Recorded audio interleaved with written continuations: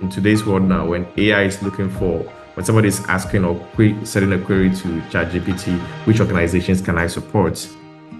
For you to appear in that kind of results, you need to ensure you have a good social presence, because an active social presence begins to tell the AI engine that this is one organization for them to consider. And then it also begins to help you pop up when people search for you on Google and other search engines. Given the very difficult task of delivering a presentation on how to win on digital in 30 minutes.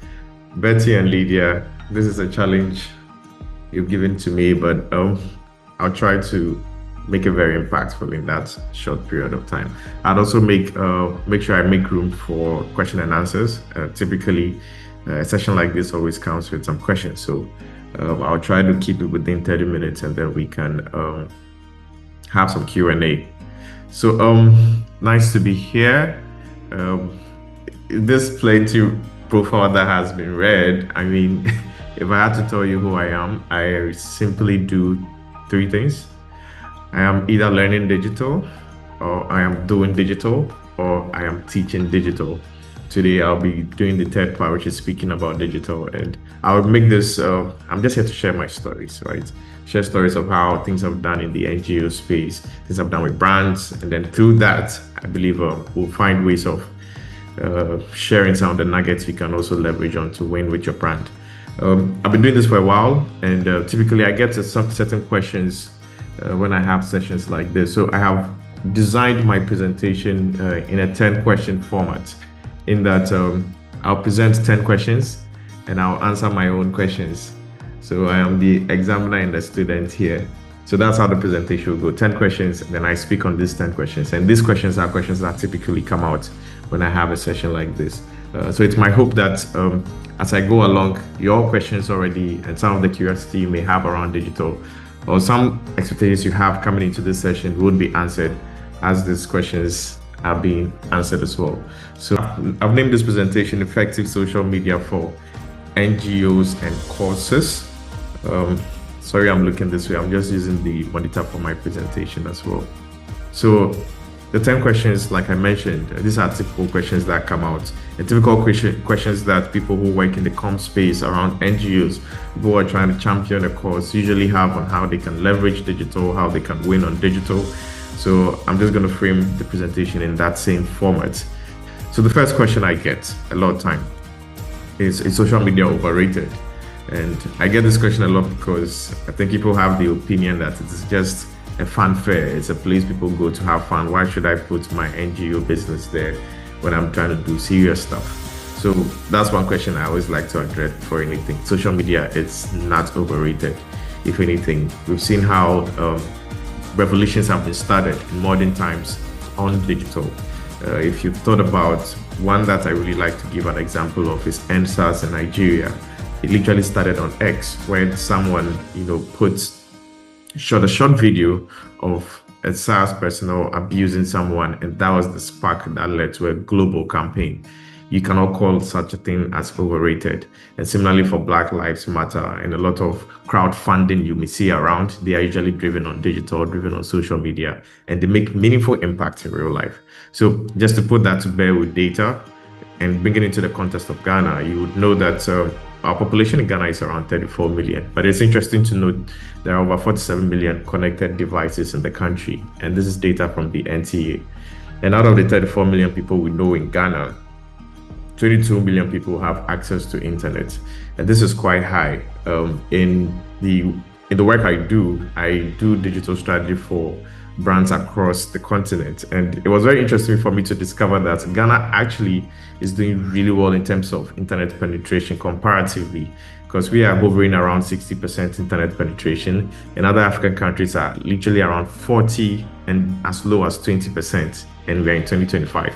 So if you're in Ghana, you can't say that social media is overrated, because that just gives you a huge audience you can reach on social media. And I know a lot of us are on social media across Facebook, Instagram, LinkedIn, Twitter. It will also be good to know the number of Ghanaians that are on there. People do not know this, but WhatsApp is our number one platform in Ghana here. Not your Facebook, not your Twitter, not your Instagram. It's WhatsApp. We have the most connectivity on WhatsApp, and I know my mom, my grandma, everybody's on WhatsApp. They keep forwarding all these messages. It just seems to be the platform that has penetrated the most out of all the social media platforms we have. So I want us to keep these numbers in our head so that we have an appreciation of why digital, why social media is a powerful tool for your organization or institution or whatever cause you're championing. So on Facebook, we have about 8 million Ghanaians there. Instagram comes in at number 2 with 2.9 million, followed by LinkedIn. LinkedIn also brings in 2.1 million. And X, as we know it before Twitter, is at 1.2. And then WhatsApp, the king of all of them, is at 16 million. And it's also interesting to know that TikTok, out of nowhere, leapfrogged to number 2 now, which is now we have an estimated 3.4 million Ghanaians on TikTok. So when you see people dancing on there, people joining trends, people doing voiceovers, do not take it for granted. There's an opportunity for your NGO to also get on there and get the attention and achieve the objectives you are looking to achieve as well. So why more than ever your NGO or your cause needs to have an active social media, and the key word here is active. So one, you need to amplify your cause and build trust, especially for a non-profit institution where you may not have the luxury of commercial brands that have huge marketing budgets and spends. You want to explore areas that you can organically achieve, organically drive conversation, organically get your mission in front of the audience you are looking to speak to. So why not social media? Looking at the numbers we just looked at, if you have the kind of content that would really get the attention of young people or anybody you're looking to speak to, you definitely do not want to miss out on that opportunity.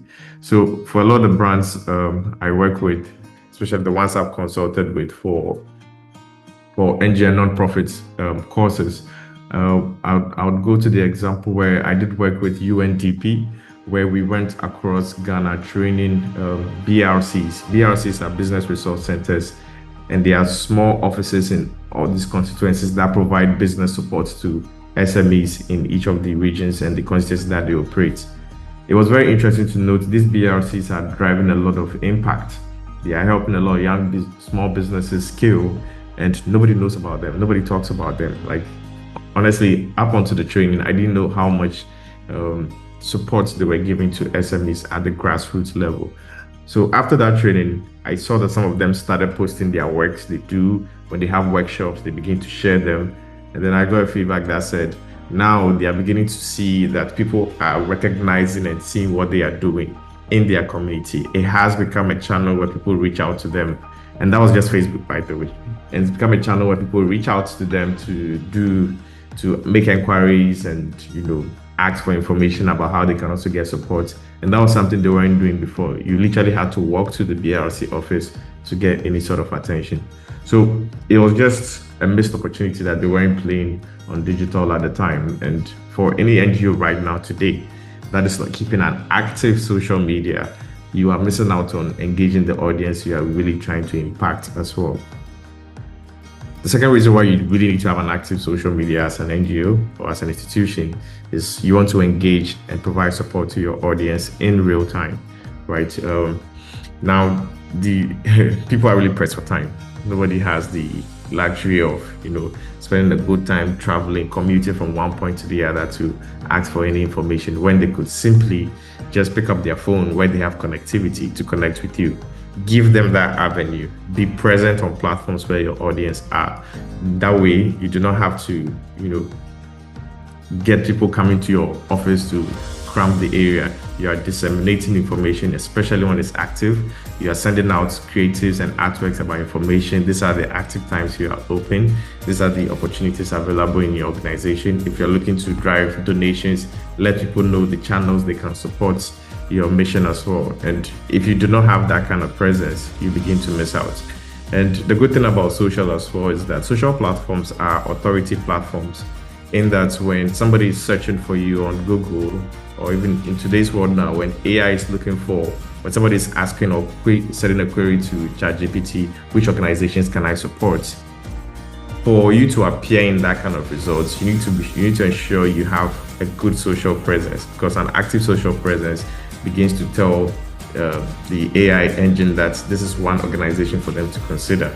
And then it also begins to help you pop up when people search for you on Google and other search engines.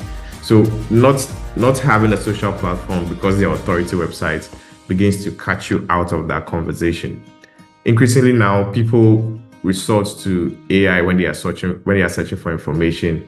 Hitherto, we all went to Google and put our questions that are very, I always say dumb in quotes, like we feel very safe to ask Google all these questions and just show that we need help. Now people are doing that with AI, and AI, to be honest with you, it is nothing. It's nothing scary or crazy. It just leans on data that is already existing. So if you position your business in a way that it is active, there's enough blogs about you, there are articles around what you do, it will begin to recognize you as a credible institution, and then you begin to appear when people are searching for information right through AI or right through Google search engine. So it's important that the page is active. Now, for people who are also looking to drive donations and partnerships, people donate and support what is credible, what is authentic. So if you want to really leverage digital to grow, to solicit for donations, it is best for you to be on there, show authenticity, show progress of what you're doing, show the impact you're doing with the cause, or in fact, some of the donations you may have received in the past. What did you do with it? Where are the testimonials? Where is the impact of this mission? If you have an active social where we can find this kind of content on YouTube, find articles about it on credible platforms or on your own website, we go on your page, we see that your last post wasn't 6 months ago, your last post was just yesterday, where you were posting about impact analysis showing that you've impacted 6 communities or 6 schools. Now that is where people get the confidence to say, you know what, I want to work with you, I want to work with your organization. So leverage social. That is when people are doing due diligence, they fall on to see whether indeed you are the kind of institution they want to partner with. So it is more than ever, it's important to have that kind of reputation for your NGO, for your cause as well. And for the times that you may find yourself in a tough spot where you need to manage reputation and navigate crisis. To be honest, I'm dealing with one crisis for a client just last weekend. It started because someone made a post complaining about a service they had experienced with the client. It started on social, but now it has really caught on to a point where now it's affecting the kind of calls they are getting. Is like people are getting worried. Is that really what is happening? And I remember during the banking cleanup sector, this was something that happened, and it just gave me validation that indeed social media is as powerful as we imagine it to be. During the banking cleanup sector, when the Bank of Ghana was closing down banks for different reasons, there was a bank that was in good standing. They didn't have any issues. They weren't going to be shut down. Someone went to the bank during that same period. I can't disclose the bank. Someone went to that bank, and there was an unusually long queue. And the person, whilst in the banking hall, just took their phone and went on Facebook and said, I've been sitting here for 3 hours trying to withdraw money, and I still don't have access to my money. Is this bank also about to be shut down by BOG? It just seems like a very, harmless post to make, because he was a frustrated customer. So they went on Facebook, dropped this message on there. Next thing we know, the bank is getting calls that they've heard they are going to be shut down just like the other banks, and people want to withdraw their money. So as the PR and digital agency of the bank at the time, they called and said they are experiencing panic withdrawals. Customers are coming in to withdraw because they believe they are also going to be shut down or being consolidated like the other banks. And they were just shocked when we came back with the analysis, because we used the listening tool and said, this is the origin of the problem. And it started from someone's supposedly harmless rant on social about how frustrated we are at the bank, and they asked, is this bank also about to be closed down?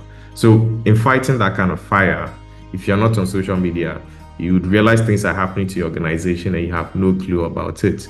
So as an NGO, you do not want to find somebody making a comment that, and there's a narrative about NGOs and cause-driven organizations where people think the monies do not go where they are supposed to go. So if you're really playing in a space where it's donor-funded, you want transparency to be your banner. So you do not want a case where someone goes on social and says, you're just like the other ones. You don't know where their money goes. You are donating money to you. You don't know where it goes. And that could just affect your entire reputation and brand. And it begins to affect even your fundraising efforts. So by being present on social, you can quickly address issues like this, or at least you give them an avenue to reach out to you directly. So it's important. One of the tools I'll speak to at the end of this presentation is a social listening tool, where you can set alerts for your organization, the leadership of the organization, where anyone, anywhere in the world who mentions you, immediately you get an alert that you've been mentioned. And that just helps you stay ahead of potential crisis.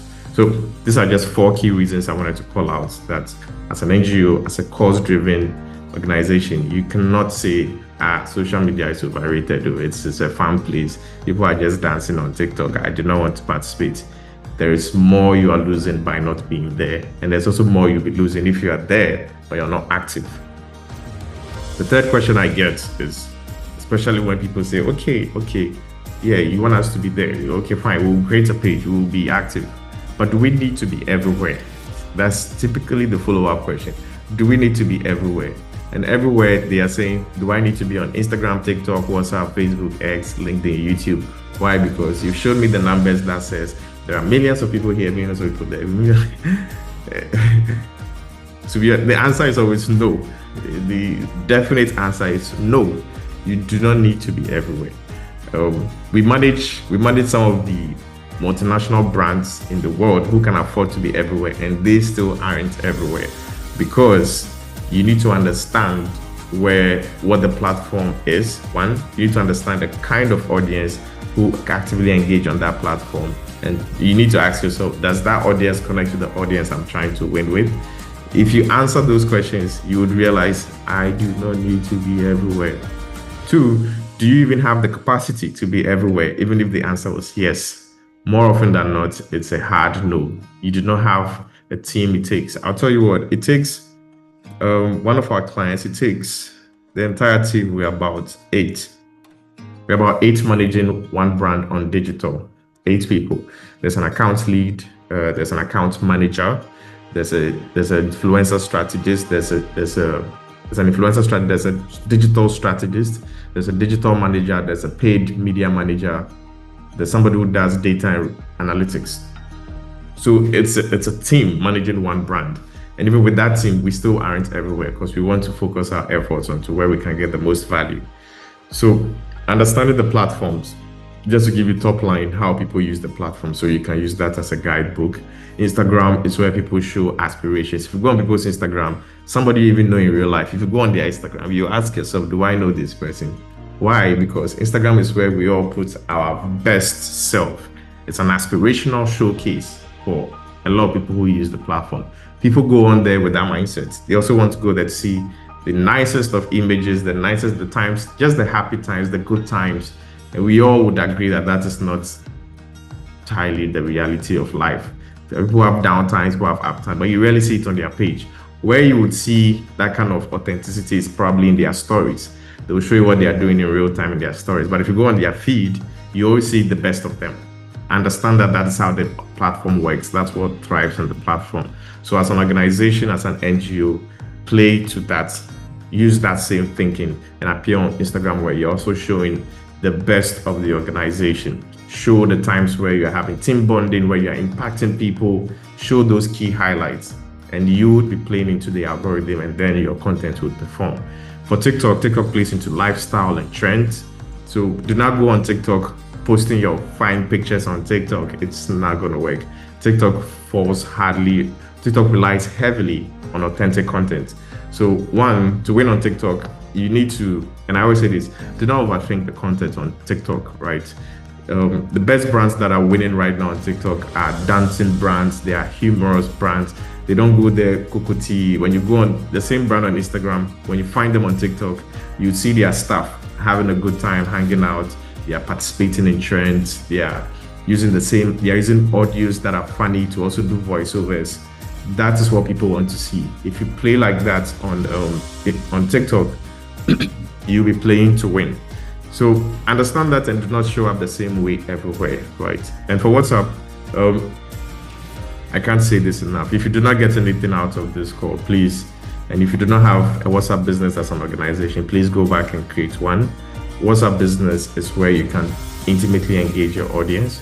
If you do not have, which getting a WhatsApp chatbot it's not the cheapest of options, right? So you could generally use WhatsApp business, set up your catalog, set up auto reply.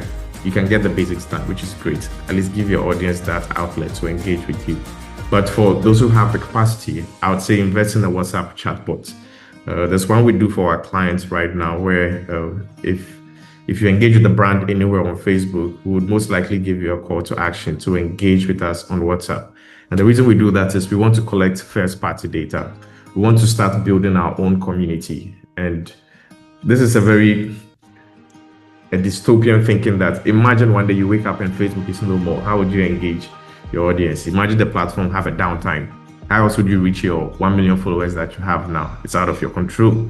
But also imagine a world where they go down, but you have 1 million database of your audience. You can still send them SMS. You can still send them emails.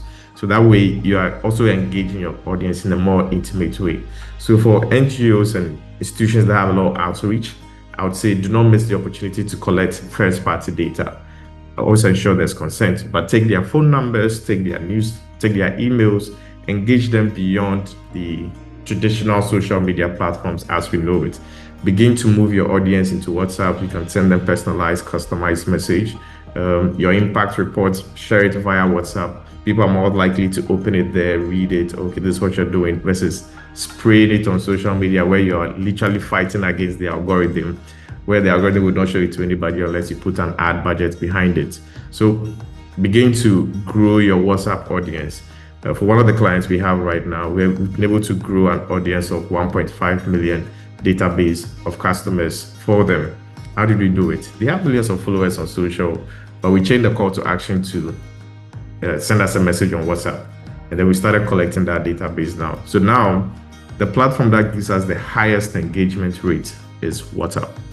We get as high as 70%, meaning when we send a message via WhatsApp, 70% of people are more likely to see it without any ad spend, versus you go on to posting that same message on Facebook where the algorithm, you're fighting against the algorithm and 1 million other eyeballs. So you're looking at averagely 2% reach, organic reach, unless the content is really good and then you can blow past that threshold. So begin to, especially if you're a small business or a small NGO, please begin to leverage WhatsApp fully. Build that audience. That 10,000 followers you have, endeavor to convert as many of them into, WhatsApp community, because engaging them via WhatsApp, you are more likely to get them to see your stuff than you do on traditional social. And then if you know how Facebook works, they're heavy on community events discovery, keeping people up with family and brands and friends. So you can use that as your updates outlets to be updating your general audience. X, if not X works, is heavy on thought leadership. It's heavy on public discourse. So again, do not go there just posting pictures and disappearing. Engage. Find what conversation is interesting and engage. LinkedIn is also a good platform to be on. Position the business, position the organization in a professional manner. Connect with like-minded people in the space, your stakeholders. That is where you find them. Connect with them on there. And YouTube is one of the most engaging platforms today, but your content must be good. I can't say this enough because everybody's now looking to make money on YouTube. The word about YouTube making money has got out, so there's dozens and zillions of content being produced every day. For you to cut through, you need to be consistent on there. You need to produce really good quality video content. So now if you understand how all these platforms work, immediately you know if I really want to play to win on each of these platforms, it requires very focused strategy, and a lot of times you do not have the capacity to do it. So choose your top 3 and make sure you win, and you win there. Also keep in mind that the audience there are some commonalities. If you're talking to me on Facebook, it's a good chance I'm the same guy you're talking to on Instagram. It's a good chance I'm the same guy you're talking to on LinkedIn. So at least if you win on 3 platforms, you'd be speaking to majority of your audience, and you do not need to be everywhere. The second question I get, hi Ellie, as an NGO, you do have 4 minutes. That's not possible. That's yes. Oh And my 15 minutes God. for the question time. So, yes. You have 4 minutes to Okay, wrap up I'll do your this. session. Okay, I'll do this. I'll try and difficult, but please give me 10 minutes and then we can use 10 minutes for Q&A. You can engage me outside of this webinar, so that'll be fine. But to just move faster now, one question I get is, do NGOs and cause-driven organizations need influencers? 100% yes, but you need to change the thinking around what you call an influencer. You can start with your staff members, volunteers, the people in body, your stakeholders. Anybody can become an influencer. You do not need to have a big name to be an influencer. Just find people who share the values of what you do. It could be as low as 300 followers, but they could do so much more for your brand than just looking to use a big influencer. And then build community around micro influencers. What I said on WhatsApp, build that community. You begin to find volunteers out of it, and then co-create impact stories. Let people share their story, and then you can, collaboratively post with them as well. And then those who support you, turn them into champions, where you begin to document their testimonials as well. Another question I get is, do I need budget? Yes, you do need budget for comms, and there's a rule of thumb for you to navigate the situation. Just budget 5% of your annual budget as an organization. Just commit that to comms, and how you can spend it.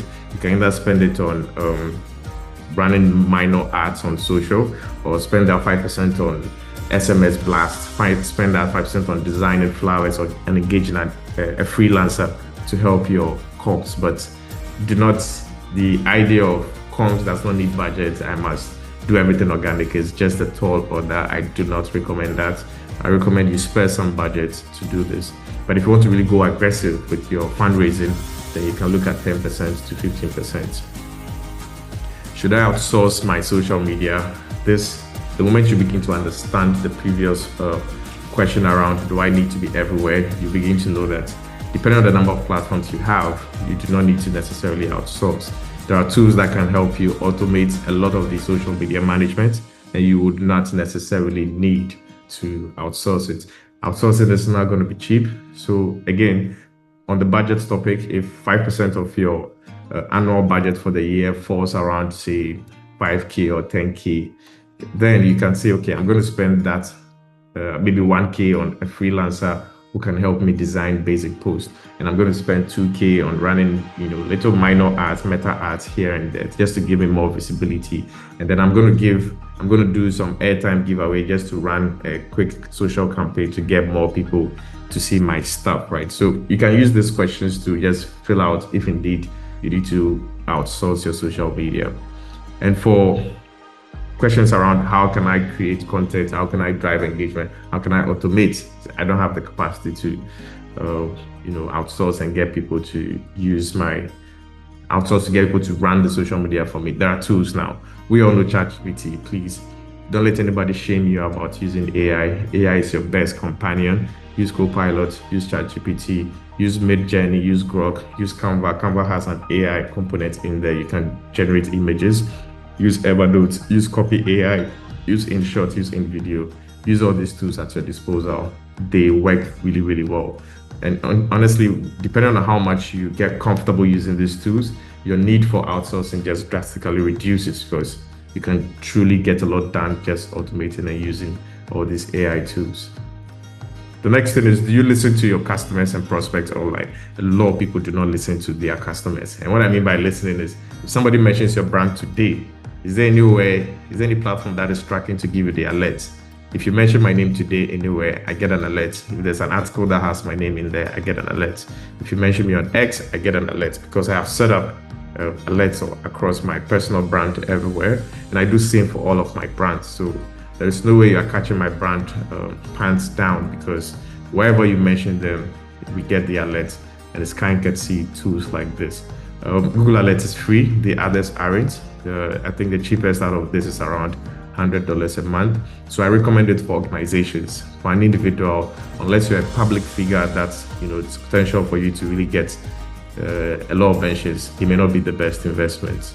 So something to consider. And I would share the slide so that you guys can explore these tools as well. In doing social media and doing digital, please, you've come so far. Gone are the days where, we'll put reports together and tell clients, you have X number of followers, you have X number of page likes. Great, but not the most important metric. What you really want to get out of your social media is high engagement. We've seen pages that have over 1 million followers but can't even get 5 average comments. They post as like 0 comments. What's going on? People do not care for the content. That's not a win. What you want is to get people really engaging with you. Engagement is a metric that tells you that people are vested in what you're doing. Also, page likes are great, but are they donating? Are they supporting? Are they sharing content? Are they showing up at your event? That is what you need to be looking at. So we call it vanity metrics if it doesn't really translate into impactful or meaningful things for your business or your organization. And then we call it actionable metrics if they indeed move people to take action and support your mission. And then finally, what I call the gold standard. For SMBs and businesses, it makes sense to keep customers than to continuously go out there to acquire. What we mean by this is retention. Keep the ones that you have and engage them really, really well. And do not be obsessed about going out there to get more followers, get more people. Not necessary. Focus your energy on engagement and retention. Bain & Company put out a report recently that said a 5% increase in donor retention will give you up to 30% more funds long term, which is the people that already have donated or engaged with you. Keeping them makes more sense than always going out there running a campaign, come donate. And how to engage them is the simple things, right? Send them a message. Send them a message about the small wins of the organization, the milestones you're achieving. Keep them going, keep them updated, carry them along in the journey. Send them thank you messages, holiday messages. Make sure you send something across. Send them emails about your impact stories. Not every time you send an email, you're asking for donation, but carry them along. And also, again, ensure that you are getting your first-party data at every touch point when you engage with them. And also, what we call cross-selling, volunteering. You turn one-time donates into regular advocates. So whoever donates, if you really engage them, it begins to carry them along, and then you ensure that they also bring their friends, bring their family, and then you begin to grow from that point onwards. So these are the 10 questions I typically get, and I framed the presentation this way, hoping to have already answered some of your questions. But if you do have any, I'll take them now, as I'm sure I've already gone about 30 minutes. Thank you. Yeah, thank you so much, Ellie. So yes.